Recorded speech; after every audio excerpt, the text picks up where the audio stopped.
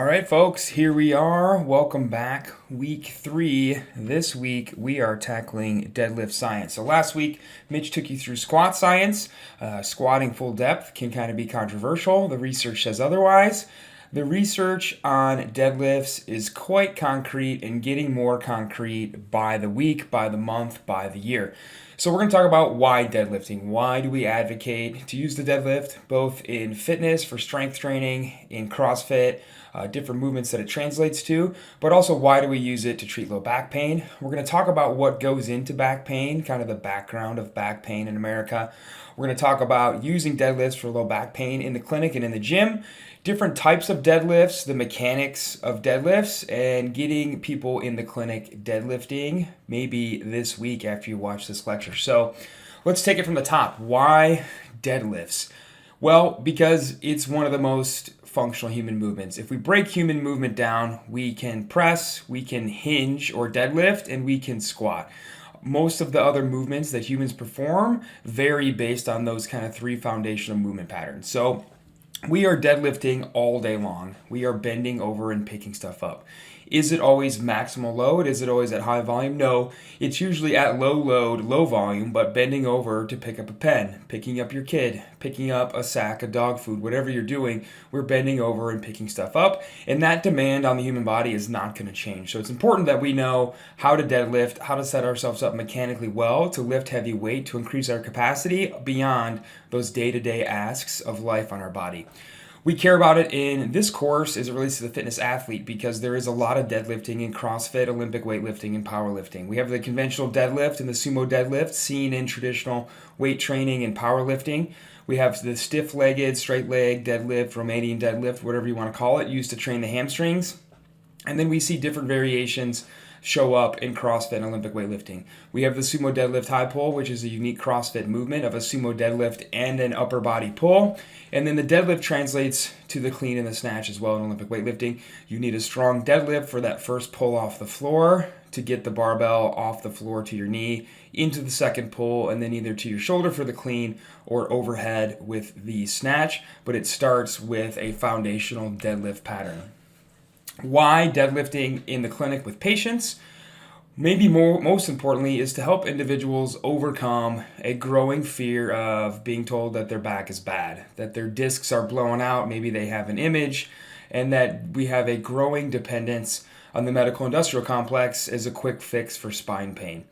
What we know and what we're going to talk about in the next hour or so is that the literature really supports that most backs that are painful are just weak backs. As Jeff Moore would say, the president, founder, CEO of ICE here, back pain is a lifestyle problem, not a medical problem. It becomes a medical problem when somebody goes and gets an image of it and gets opioids and injections and surgery. But more often than not, it's a lifestyle problem. It's a lack of strength. It's an overconsumption of sugary foods. It's a mismatch in lifestyle that results in the symptom of back pain that needs to be treated in the same way that it was produced, with lifestyle management, with increasing the capacity of your back, with having the tough conversations around sleep and nutrition and recovery with your athletes and patients. So talking about the physics of the back and back pain, humans encounter a variety of forces through the spine every day in life. We commonly encounter them as shear, either anterior or posterior, as compression or axial loading of the spine, and also not as commonly as rotational torque about the spine. I love this study. This is a study called Towards a Better Understanding of Low Back Pain. This is from 1975. As you can tell, the graphic is a little bit dated. A study by Natchamson and colleagues, just looking at what are the forces on the lumbar discs, especially around the L3, L4, L4, L5 paraspinal levels. We see some interesting stuff. We see that deadlifting 155 pounds puts about as much force on the spine as sitting in your office chair with bad posture.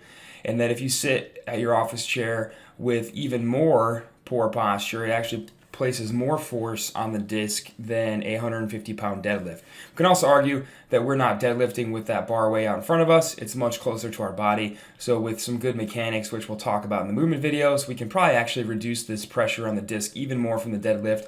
And from a safety argument standpoint, make it even safer than sitting here in a chair kind of slumped forward with a lot of pressure on your disc. It's important to know that it's impossible to avoid these forces even if you're sedentary, right? None of these people sitting in a chair are doing anything active, but they're encountering pressure on their back, on their discs, just the same as athletes in the gym performing a deadlift, a clean, a snatch would be when they're performing a deadlift variation.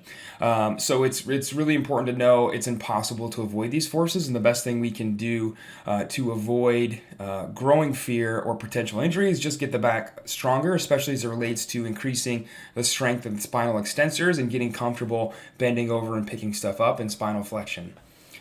When we look at Stu McGill's research about what's going on in the back itself, what's happening on a spinal level, EMG, spinal motion with the deadlift, we know that the spine encounters that compressive shear and torque force all simultaneously. When your back is tight, when it's locked up, engaged, flat, when we have our lats engaged, paraspinals, lats, and all your core muscles are engaged, we have a muscular force that opposes the shear and torque forces of the lifting motion. So we have that here on this picture on the left.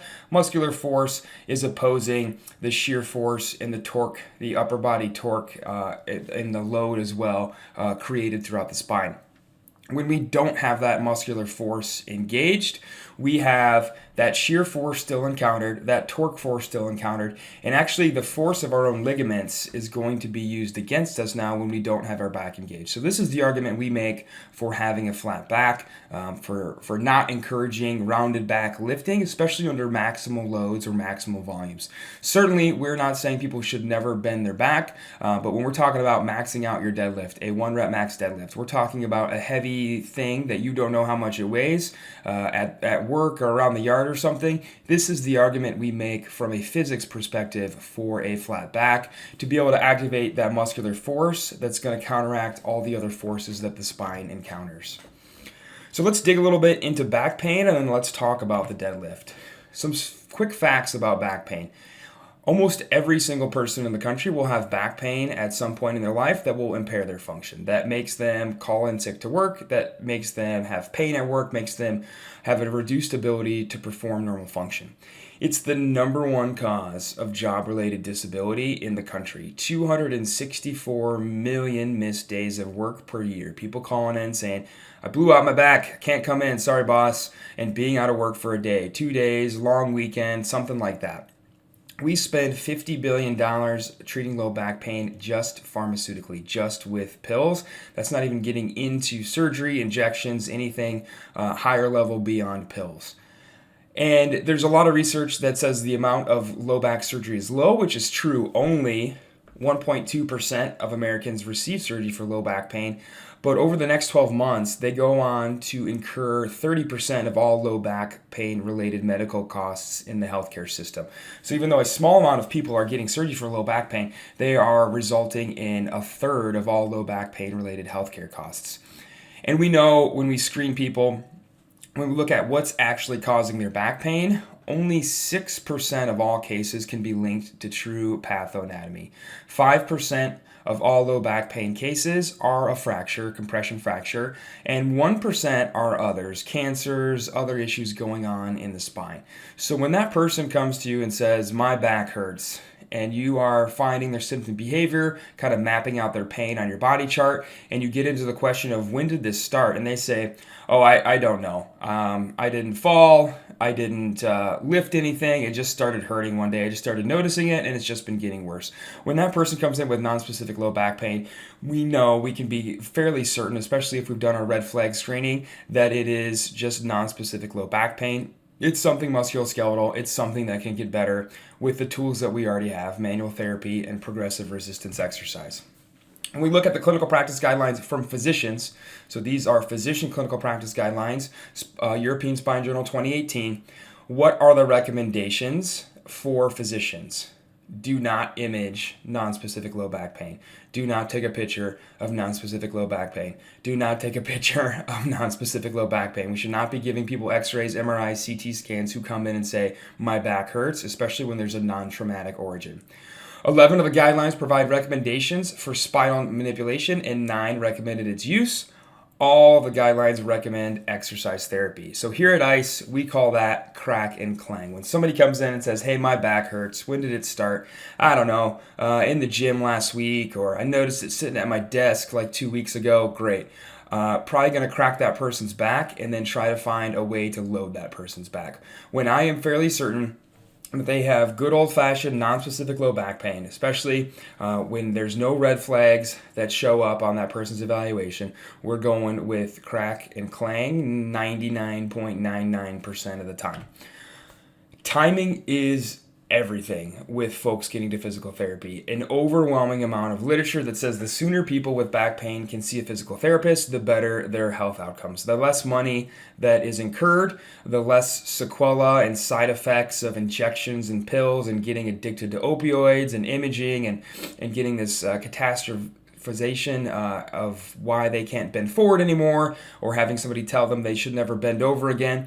When we get people to PT first, they get better faster, cheaper, and they stay better longer. So if you are not trying to grab these people direct access, if you are not running your clinic in a fashion that you can get these people in same day, next day, if your clinic has a 6 or 8 week wait list, don't worry. These people are going to get care, but not from you. They're going to go somewhere else, and they're going to fall down this funnel that this research shows is not going to be good for them. So getting these people as early as possible is as best as possible for their long-term health outcome.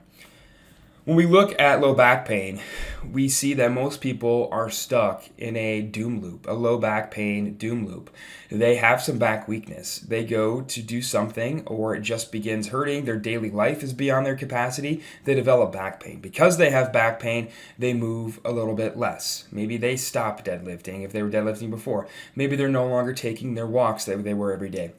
Their activity level goes down. Guess what happens when you stop working your back? It gets even weaker. When your back gets even weaker, guess what? It starts to hurt a little bit more. And again and again and again and again, and you end up with that person in your clinic who used to lift weights 20 years ago, but no longer does today, and has had back pain that is increasing ever since. So we find people are stuck in this low back pain related doom loop. And we know that physical activity is probably one of the most important things to not develop low back pain. We love this study from Spine Journal in 2015. What characteristics, what make up that person who might come into your clinic with low back pain? This is a great study because it looked at these subjects at age 16, at age 34, and at age 52. They looked at a couple of things every time they brought these folks in for reassessment. They looked at their back and abdominal muscular endurance. So they looked at an eccentric hip hinge, aka a deadlift. They looked at a supine double leg lowering to assess abdominal endurance. They looked at their VO2 max, so they tested their aerobic capacity. They looked at their anthropometrics, so their waist circumference. And they looked at some ranges of motion at the back, hip, and thoracic spine. And they found at the end of this very long study, those who had the greatest levels of muscular endurance, the highest aerobic capacity, and the smallest weight circumferences had the greatest range of motion at those joints still after this long study. And they also had the fewest cases of reported low back pain, with some people saying, I've never had back pain. So shocking, right? Folks who are stronger, folks who are in better shape, folks who are not overweight or obese are folks who tend to not have a lot of pain or develop any pain at all. And so again, this is building the case for back not strong enough disease is the main diagnosis when folks come into your clinic with low back pain. Let's get to the meat and potatoes of why you're all here. What's the research behind using deadlifts for low back pain? Now that we've built the case that we need to load the back, that we need folks to be in shape to get through pain or reduce the risk that they'll develop pain at all, what does it look like using deadlifts for low back pain? We'll start here with this amazing study. We hear very often it's tough to get people in pain to want an exercise. It is tough, but they'll do it, and this study shows that. Very low-powered study. We're not trying to say this study is conclusive of anything. It's just very fascinating. 3 folks, chronic low back pain, 10 out of 10 pain, long-standing pain. The hypothesis here was, hey, you're already in 10 out of 10 pain. Why don't we try this deadlift thing? It can't get any worse, right? It's already a 10. They had these folks lifting 2 to 5 reps across 5 sets twice a week. So twice a week of heavy deadlift training as close to max as possible. That's totally savage. No adverse events. 2 out of the 3 had significant improvements in low back pain, but it took a while. Benefits were generated at week 5. Everybody had increased pain in the short term. So it made people a little bit more uncomfortable to start working their back. Once they got through kind of that initial stage, started to get into week 5, started to get into the stage of weightlifting where we do start to see longer term changes, hypertrophy, that sort of thing. Pain improved, and 2 out of the 3 had significant improvements in pain. What's not on any of these graphs is how strong some of these folks become. There's one subject in the study who started at 75 pounds and got up to 335 pounds. That's an incredible increase in strength. That is a person who, yes, has reduced pain, but is also going to have a significant improvement in function after they leave the PT clinic and after they're done with this study. So we start here to say, yes, folks in back pain, it's tough to get them to exercise, especially pick up heavy stuff that's going to work their back, but they will do it, especially if you're confident in the research that says, if we can find you a variation that's a little bit uncomfortable but not unbearable, we can get you working your back. Your back is going to start to feel a lot better. We look at this vein of research starting with Welch and colleagues in 2015, here looking at free weight-based training on low back pain. All folks in this study had low back pain for at least 3 months. This study, not exclusive to the deadlift. They did deadlifts, yes, but they also did some general lower body conditioning, goblet squats, planks, and step-ups. Here, though, still the emphasis on lifting heavy, 6 to 10 rep maxes, so lifting quite heavy. All subjects had an improvement in pain, disability, and quality of life. And they found interesting finding here, a significant reduction in lumbar paraspinal fat at L3, L4, and L4, L5 spinal level. So again, the argument that back pain seems to stem from general back deconditioning. Fatty infiltrate in an area indicates muscle is atrophying and being filled up with body fat, with fatty infiltrate. And that by reversing that mechanism, by intentionally loading the lower extremity in the back, that effect reversed, muscle mass and time to endurance here increased, and that fatty infiltrate reversed. So again, getting the back stronger helps a lot with low back pain. Looking to Berglund and Asa and colleagues who have a long line of research on low back pain, looking at what patients with low back pain will benefit the most from the deadlift training. So now saying, okay, seems to be quite strong evidence that having folks with back pain perform deadlifts. Now, who is going to benefit the most? And they found that those folks who had lower levels of back pain and had decent or good back extensor muscle endurance got better the fastest with deadlift training. Not to say everyone won't benefit, but there's a group of people who will get better faster than others, and that is the group that comes in who has a lower level of pain, which shouldn't really surprise us because their symptoms are already mild, but who has decent or good back extensor muscle endurance. So how do we measure that? How do we know?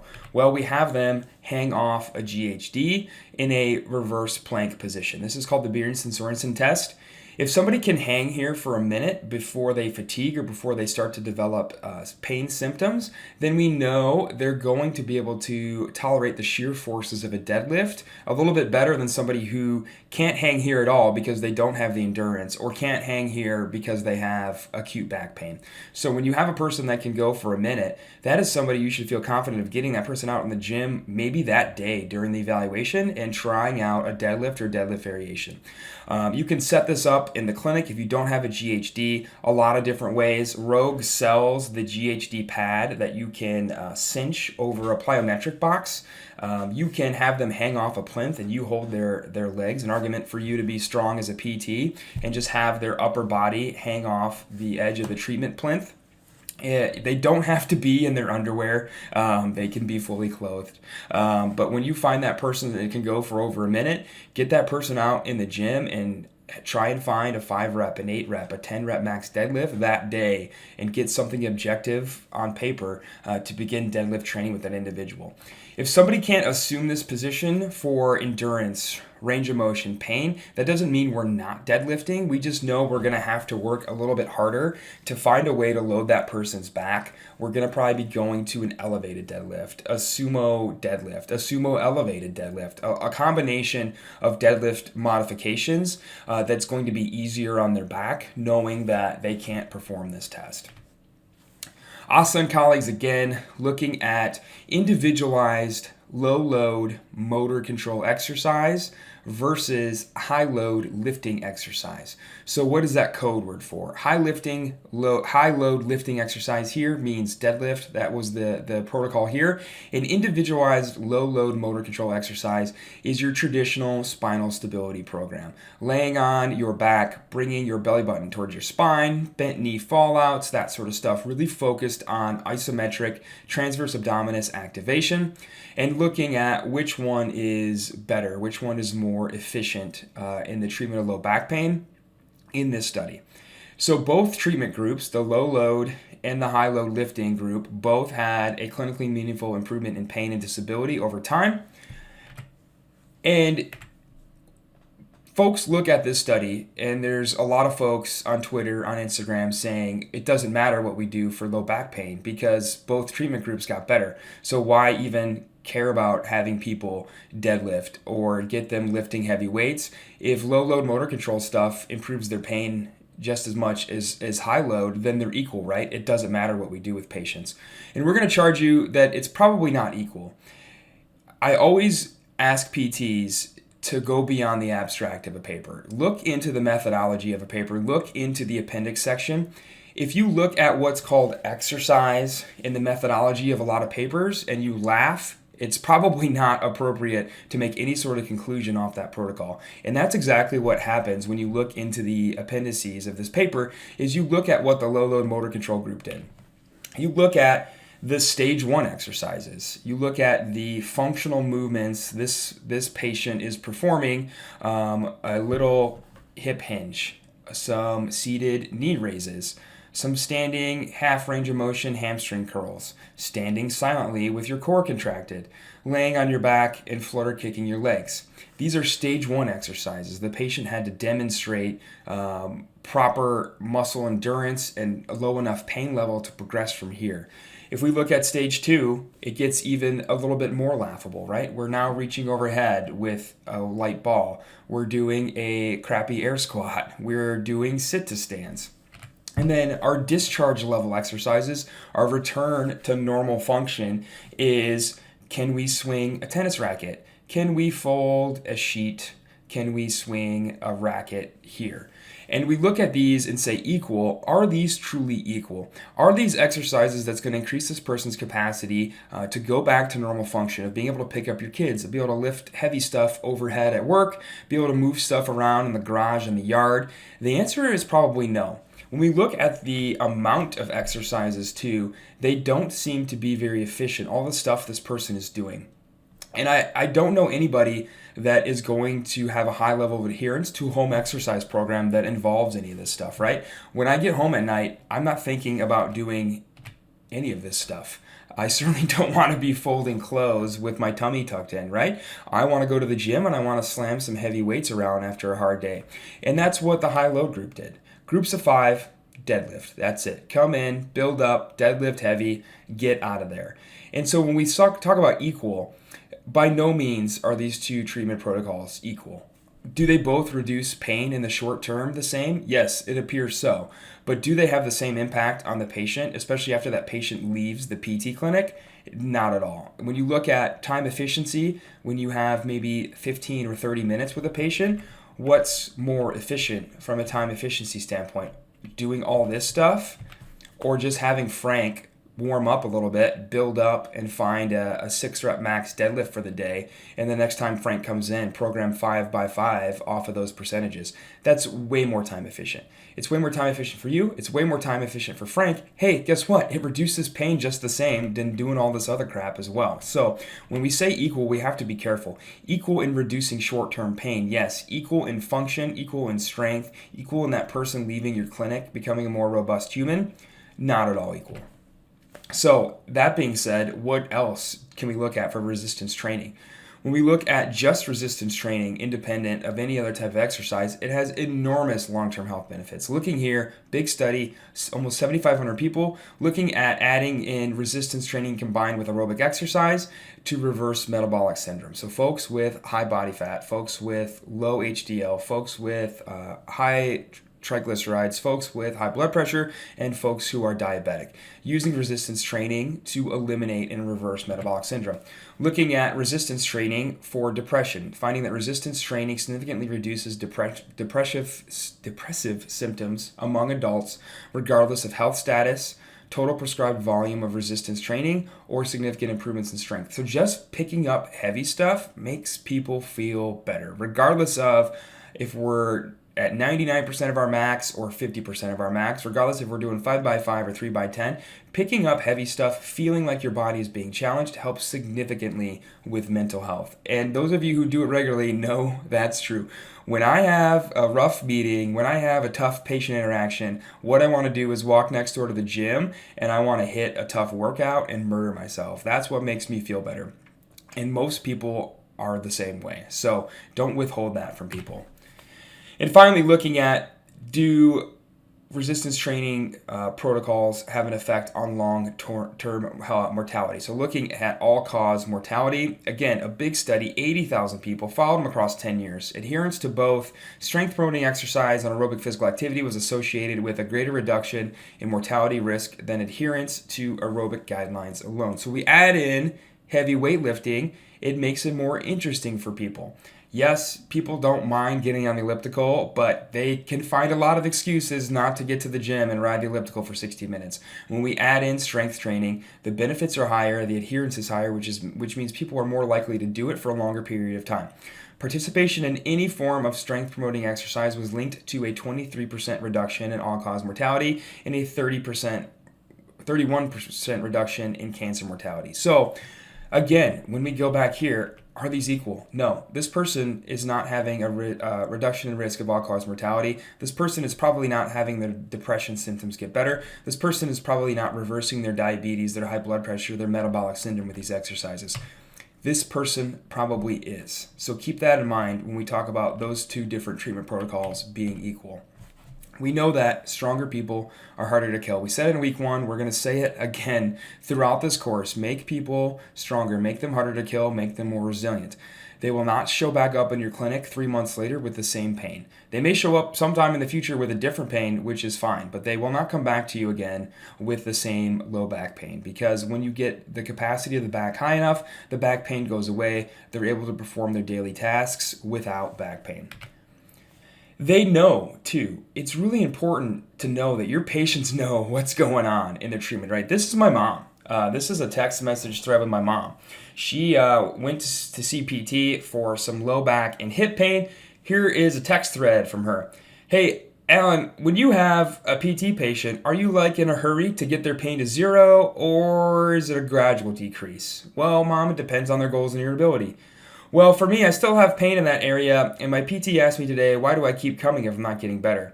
It's been 12 visits, and I know they don't really do a lot, so I'm expecting it to take longer. So she's aware, as a patient, that she's not getting better, right? And she is now starting to explore what else is out there treatment-wise. I said, well, what are you doing? Your pain should be gone in a couple of visits. And I said, it sounds like you're working with a shitty physical therapist. Okay, here's what I do. I roll a ball with my ankles up to my butt and out. I lay on my belly and flex my knee up to my butt and my back. Whoa! That's this exercise. How about that? The PT must have read that piece of research. Okay, cool. I also lift my leg up when I'm lying on my belly. Straight. Interesting. Fascinating. Thrilling. I can't wait to do that. And then I ride the sit-down bike for 11 minutes. Then he uses this giant massager that looks like a belt sander, so I assume she's talking about a Theragun. And then they hook me up to the thing that's like a taser. So I get some crappy spinal stability exercise. I get some low-intensity cardio that doesn't challenge me. I get massaged with a gun that I could do myself. And then I get unattended e-stim. Okay, here's my response. Your physical therapist sucks. That's why you still have pain after 12 visits. And I love this question from my mom. My mom was active before this. She was going to Planet Fitness, doing the machines. She was riding elliptical. Is it silly for me to think I can just rejoin the gym? Hell no, Mom, it's not. Actually, you probably should just quit PT and go back to the gym. You're probably going to have a bigger benefit to your pain as well as your long-term health if you just get back to the gym and just try and work through that pain a little bit. You're wasting your time with PT. That's all the stuff we just talked about in life, in a real life example of a patient from all that research. That this stuff, yes, helps with pain a little bit. It's certainly not improving function. It's boring. The patient doesn't want to do it. It takes forever. And they are looking actively for something else to do. So they know they're kind of being pulled around. They know it's not the best treatment that they could be receiving. So if you think they don't know when they're in your clinic, sucking their belly button in and lifting their legs, they know what's going on. They're not dumb. So don't think that they don't know. And now we're getting to this vein of research, which is dangerous for us as PTs because we're starting to see a line of research that says just getting in shape is as good or better for low back pain than seeing a physical therapist, which is not where we want this profession to go, right? We are riding the line dangerously of being so afraid to load people that the research is starting to show that folks don't need physical therapy. And we talk about reimbursement getting cut. How about 100% reimbursement cut, right? How about getting the profession of physical therapy dissolved or having licenses taken away? Because we start to see this study that came out in 2020 by Tagliaferri and colleagues that all subjects had chronic low back pain. Two groups, randomized to 6 months of general strength and conditioning. We're going to lift weights, we're going to squat, we're going to deadlift, we're going to do cardio, or 6 months of physical therapy where they were doing low load motor control exercise, so the spinal stability stuff we've been ragging on for the past half an hour, with manual therapy.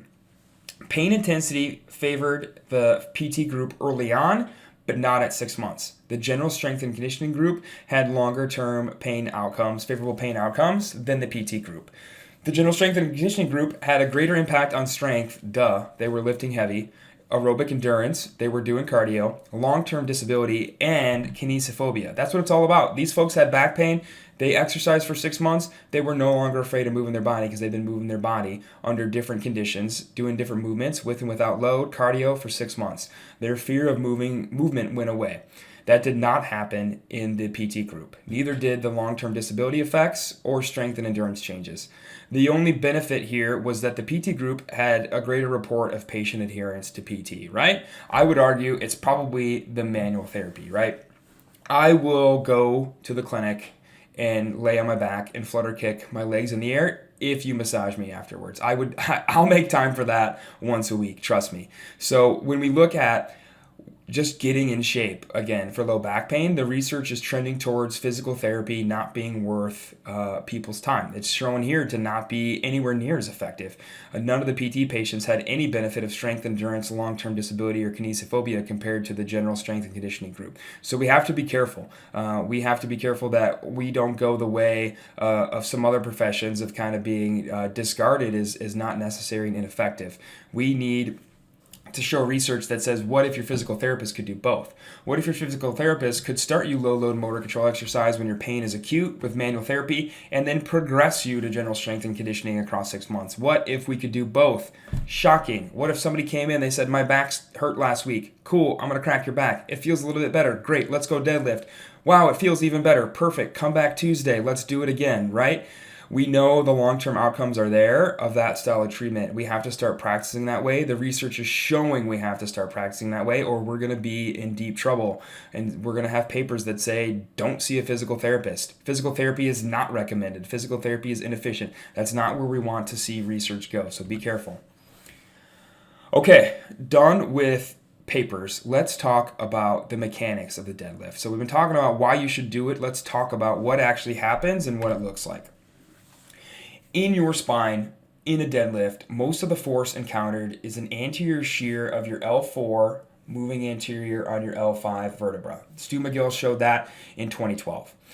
Again, remember, Welch showed a reduction in fat infiltrate at those same levels. So we know during a deadlift, there's movement in that L3, L4, L4, L5 region. We know that patients with flexion intolerant low back pain may respond poorly to a conventional deadlift due to these mechanics, right? If they can't resist that shear force with their spinal extensors, Berenson-Sorensen test, they may not tolerate a conventional deadlift very well. Great news, we can deadlift 1,000 different ways. We can modify the deadlift sumo. Hey, take your feet out wide, pull your chest up. Now your trunk is more elevated, less anterior shear. That might feel better. That's a common modification we make in the gym when there's deadlifts that day. Somebody says, hey, my back is sore, my back is tight, my back hurts. Great, switch to sumo today. I don't have any pain that way. Perfect. Today, your deadlifts are sumo. We can elevate the deadlift. We can combine it. We can do an elevated sumo deadlift. We can get people deadlifting a lot of different ways. If you have exhausted every single way to modify the deadlift for that patient, don't worry, we're not out of options for loading the lower back. We can still load it with something like a Russian kettlebell swing.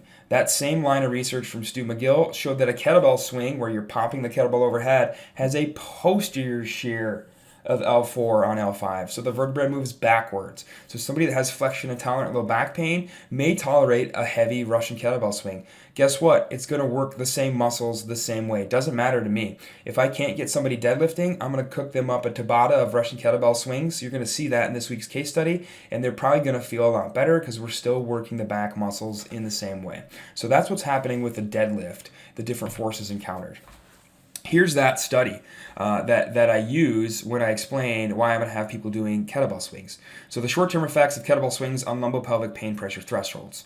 So what effect do Russian swings, eye-level swings, have on pain pressure threshold? Subjects here performed a Tabata. Tabata is 8 rounds of 20 seconds of work, 10 seconds of rest of kettlebell swings. They looked at pain pressure threshold at the paraspinals, the piriformis, and the quadratus lumborum. So the low back, the glutes, the core, kind of the general low back area. They did it right before the Tabata and right after the Tabata. So just a 4-minute window. A Tabata is 8 rounds, 20 on, 10 off. It's only 4 minutes of movement. So a very small dose here. They looked at pain pressure threshold before and after, and they found that swings reduce muscle sensitivity in a manner that suggests a removal of metabolites in the muscle that may be beneficial to those dealing with low back pain. So here they didn't do a good job of screening of who has had back pain or who may have current back pain, but they did start a line of research that shows Russian swings, kettlebell swings, may be of benefit to folks with low back pain. I've used this clinically. When this paper came out, I started doing this in the clinic, and I've had great effect. Again, especially for those folks who can't tolerate a deadlift. It's a great way to get the back loaded still. The conventional deadlift, this is a deadlift we're all probably the most familiar with. We'll talk more about the deadlift in the movement videos of this week, about what exactly it should look like, cues and coaching and stuff. Here we're just talking about it at a general view.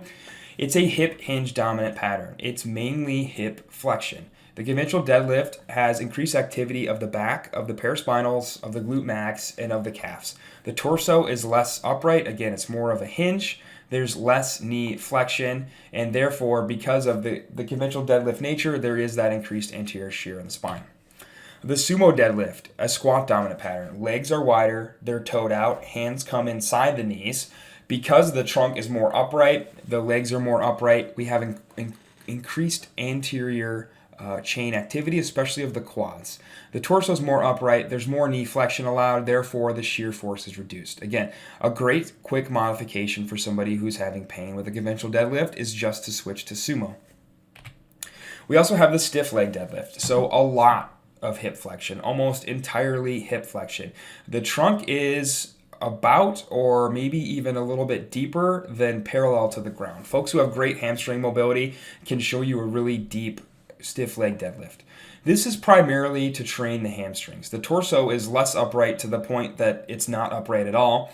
There's almost no knee flexion, so we have the most anterior shear here. So somebody needs to have a really strong back to be doing stiff leg deadlifts. We do not do stiff leg deadlifts for low back pain because the goal of the deadlift for low back pain is to get the back stronger. With a stiff leg deadlift, you're mainly training the hamstrings, which is fine if that's your goal, but be aware we don't have folks stiff-legged deadlifting very often because we're not trying to isolate the hamstrings. We're trying to intentionally load the low back, which is why we're trying to get folks in a conventional deadlift movement pattern. Clinically, how do we get folks deadlifting? We need to start with the hip hinge. You have to make sure that patient understands this is a hip hinge. It's not a squat. It's not a rounded back pick over like you would to pick up your shoes. It's about getting into a good hip hinge with solid back mechanics. So teach and reinforce the hip hinge. We love the dowel rod technique. Make sure it's touching the sacrum, the thoracic spine, and the base of the skull. If somebody can show you this pattern, flip that pipe down, boom, we're at the knee. We love the deadlift in rehab because it requires almost no range of motion. It requires a small amount of hip and knee flexion. It doesn't require a lot of range of motion, and we can even reduce that demand by elevating the barbell or the kettlebell or whatever we're using up to the athlete. But make sure that person understands it's a hip hinge pattern.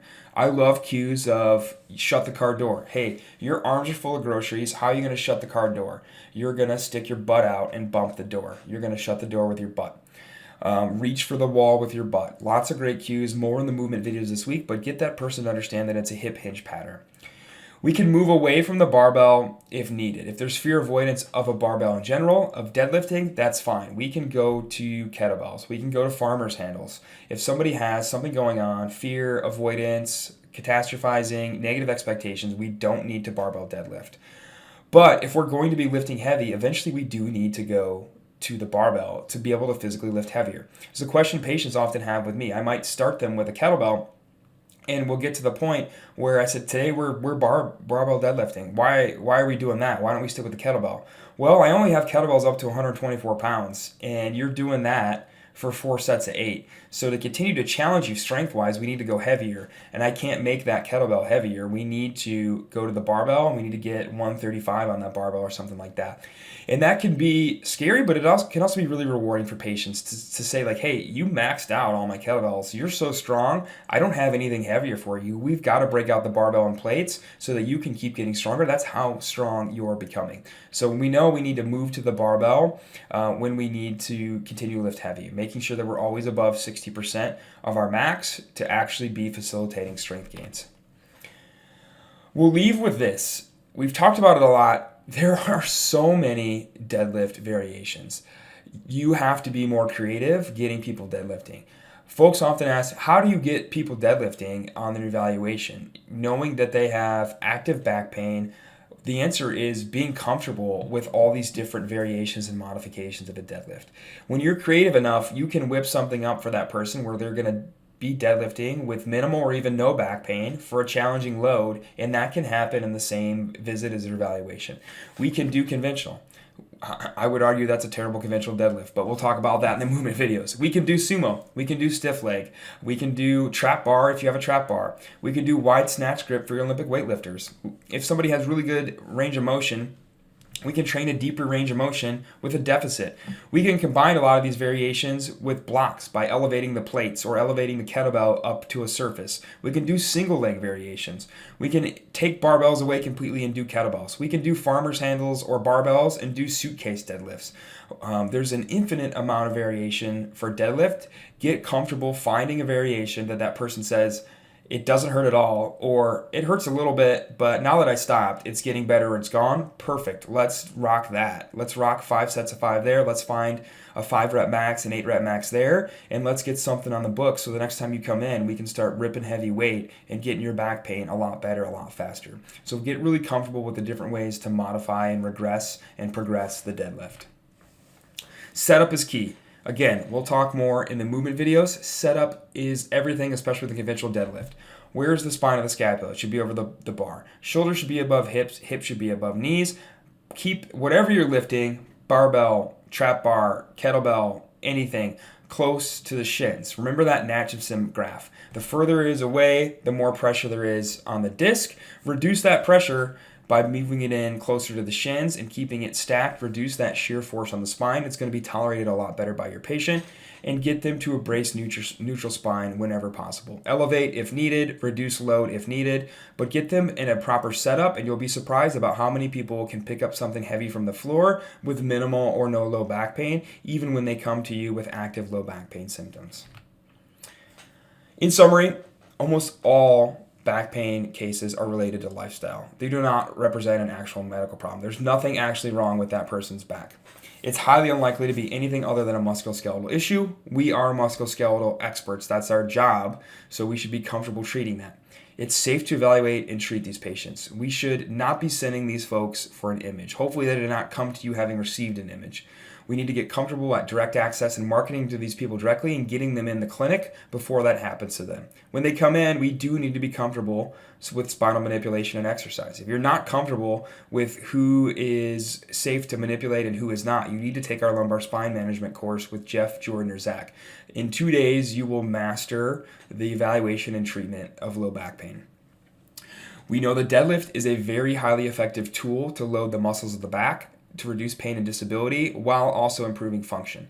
And then we know in general, increasing strength and conditioning can improve pain, disability, quality of life, strength, reduce fear of movement, and overall create a more robust human, which is what we're all about. So, questions about this can be thrown in the Google document for this week. Happy to tackle any questions you all have. Watch the movement videos for the deadlift. Get in the gym. Get deadlifting. If you're deadlifting already with patients, we would love to hear what you're using with patients, how you're getting patients deadlifting, that sort of thing. And make sure you post your deadlift video and get it in the Google Drive folder for Guillermo as well. So tackle the movement. Looking forward to your heavy deadlifts.